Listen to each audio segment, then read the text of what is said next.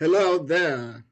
It's another day, but more importantly for us, this is another forum for the cross-cultural experience where I invite a guest who must have left his or her cultural origin, traveled to some other place, and encountered a totally different culture.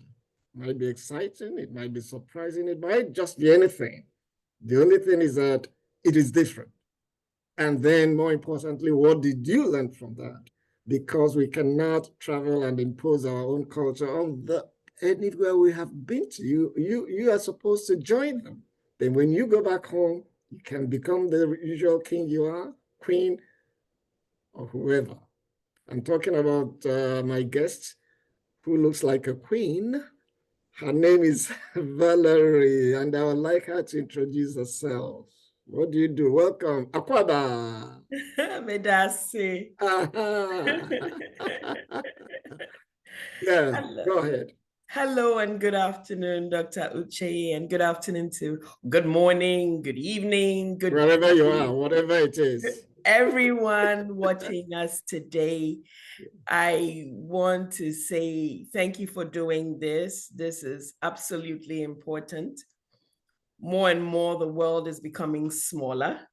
And I believe the more we get to know about each other, the better it is for us. I think in knowing about other cultures, we find how more alike we are than different. Correct. Once again, my name is Valerie Mill, and I'm the Senior Manager at the Mayor's Office of International and Immigrant Affairs in the city of Atlanta. I'm originally from Ghana, but America is my new home. Atlanta is my new home, and I love it here. People ask me, don't you miss home? And I say, well, home is wherever you make it. Correct. So that's what it's been for me. And when I got this opportunity to speak on your program, I was thinking about the experiences. There's so many of them. Okay, but let's just have 2 or 3. Awesome. I will share 2. And you said something in your intro that I guess it goes to the saying that when you go to Rome, you behave like the Romans. Yeah. You can't, impose what you are used to or what you do on people. You can share it with them, but you can't impose it. I remember when we got here, and growing up in Ghana, we had, things might have changed now, but we had a very laid back attitude towards time, and we'll say very often, you'd ask someone, when is the meeting or when do we meet? And you'd hear sometimes 10, 10:30, 11. And I'm saying when I was growing up. So I just want listeners to say, how can you say that about Ghana? Maybe it's different now, but when I was growing up, it wasn't a big deal. Or 10, 10:30, 11. So which means at 10, you're on time. 10:30, you're on time. 11, you're on time. And any other time in between, you're on time. So I come to the USA. But I grew up in a very strict household where time was of essence. But I was finding that I would go to events, hurry up and get there, and I'd have to wait an hour or 2 hours and before the event would start. And it was just taking a toll on me. So I just kind of thought, I'll just go late because that's when anything and everything happens. Let me just say here that since then, I have changed. You'll hear why. So we get invited to a graduation party in someone's home. And I think it was maybe was at 2.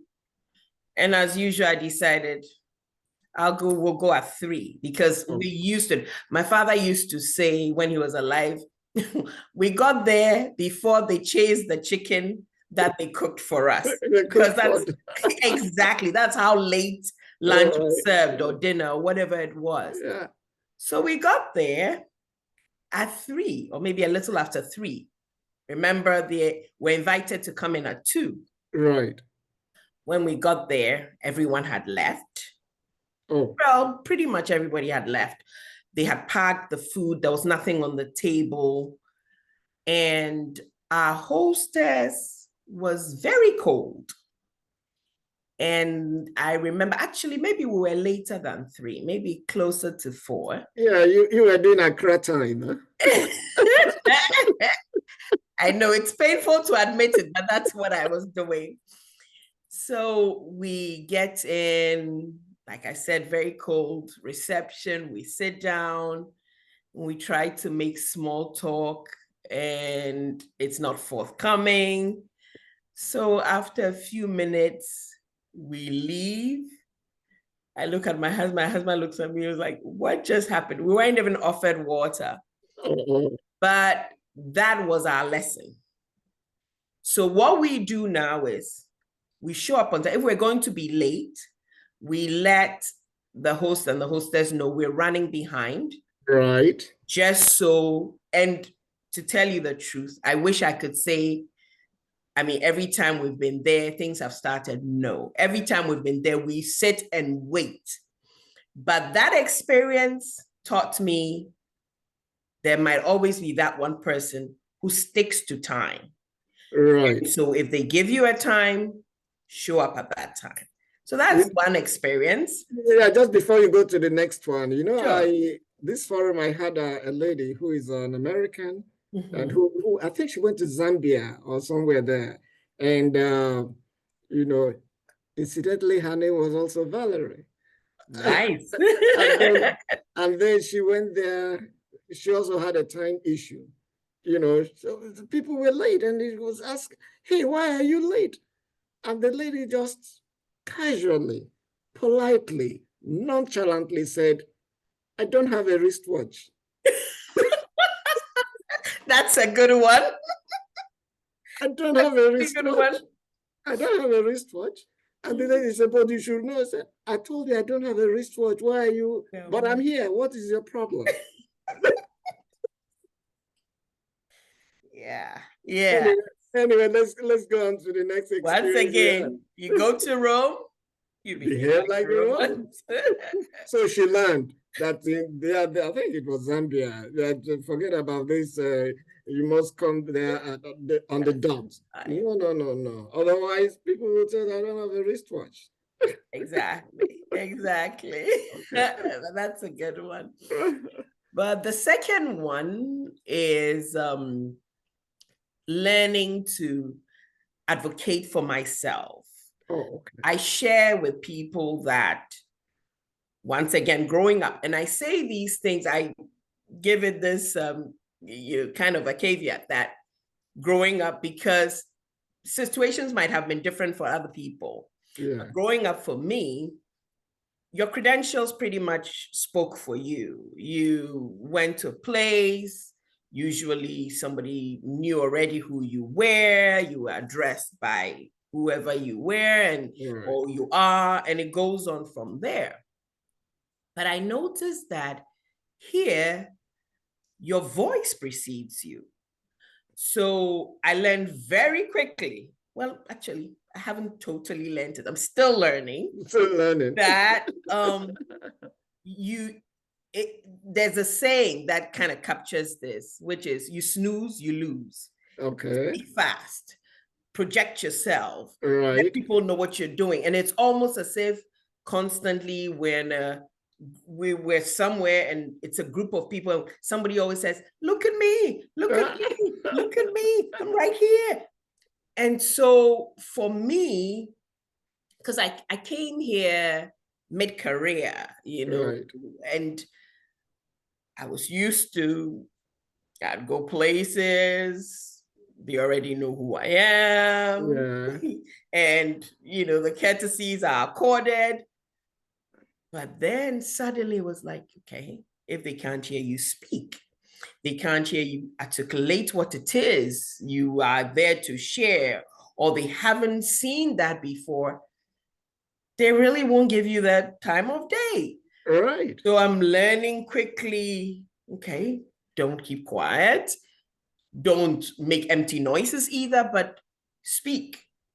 And when I was thinking about this, I remember that we had a saying growing up that for people who did that, we used to call them too known. You know, it's like they think they know everything. They think they know everything. Correct. You know, in Nigeria, we call them ITK, I too know. And then when I went to Kenya, I discovered they call them much know.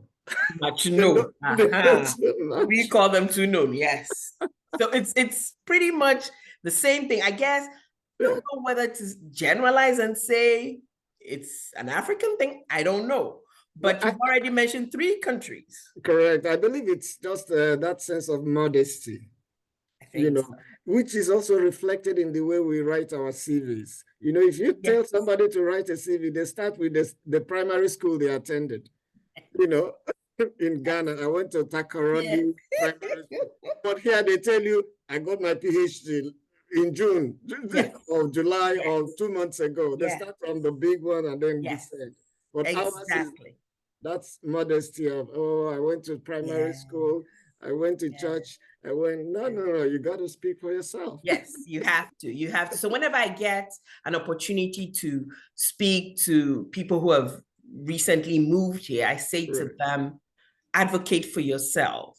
Nobody is going to do it for you. And I always use our airport, as an analogy. The airport in Atlanta is the busiest and the most efficient in the world.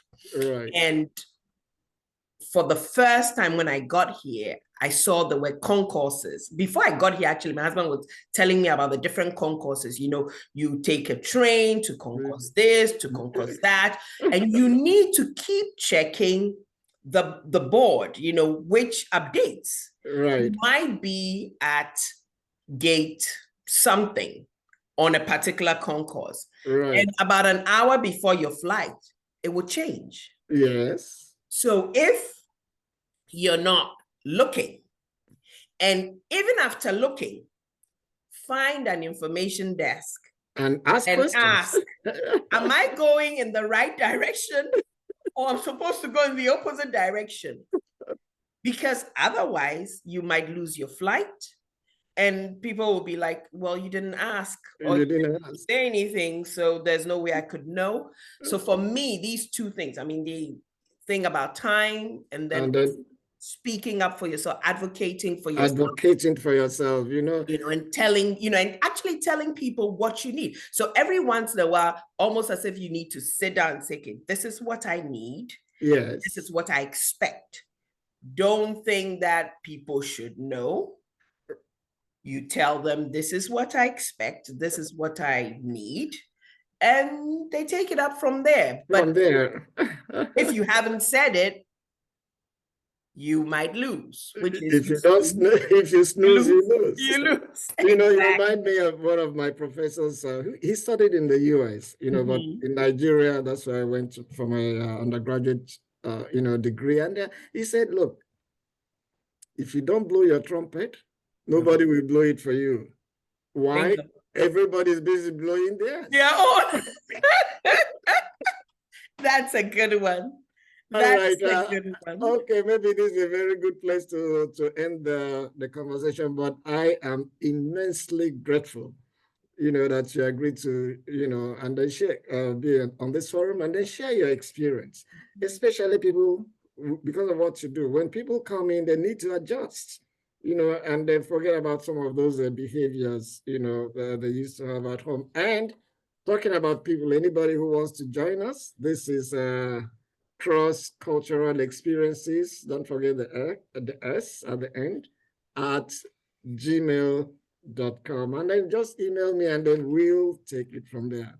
So Valerie, I really appreciate your time. Thank you, Dr. And I keep doing keep on doing the good job you are doing, trying to, get some people to understand how to operate in a totally culturally different environment. Let me wish you all the best, and then we'll see again. Thank you so much. Okay.